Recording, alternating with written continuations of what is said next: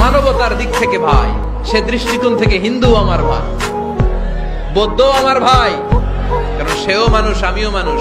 আমাদের সবার বাবার নাম কি? কথা কয় না? আদম আলাইহিস সালাম। সবার মায়ের নাম কি?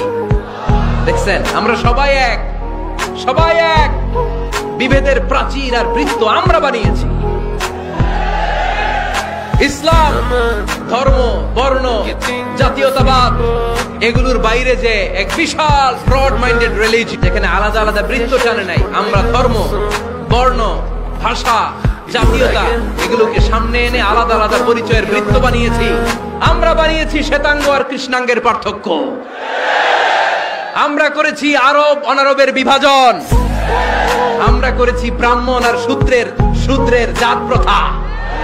ইসলামে কোনো জাত প্রথা নাই, শ্বেতাঙ্গ কৃষ্ণাঙ্গের পার্থক্য নাই, প্রেসিডেন্ট কুলিওয়ালা ঠেলাওয়ালার কোনো পার্থক্য আল্লাহর সামনে নাই। চিল্লায় বলো ঠিক কিনা?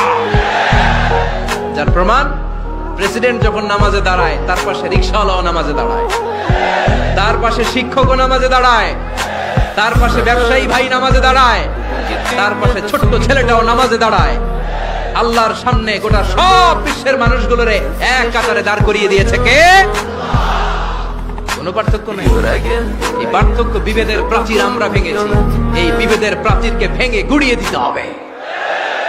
আমরা মানুষকে মানুষ হিসেবে কনসিডার করি না। দেখলেই বলি কোন দল করেন, দেখলেই বলি কোন পীরের মুরিদ, দেখলেই বলি কোন দল করেন।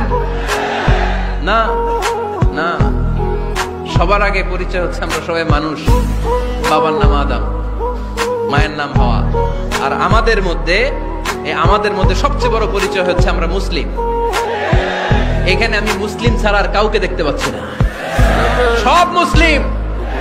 আমার কাছে পীরের মুরিদ নাই, তাবলীগের ভাই নাই, জামাত ইসলাম নাই, শাসনতন্ত্র নাই, ঐক্যজোট নাই, বিএনপি নাই, আওয়ামী লীগ নাই, কিচ্ছু নাই। আমি বুঝি মুসলমান। একে অপরের মুসলমান বলে কনসিডার করতে চাই না, খালি পিস পিস করি, টুকরা টুকরা করে দেশটারে শেষ করে দিলাম।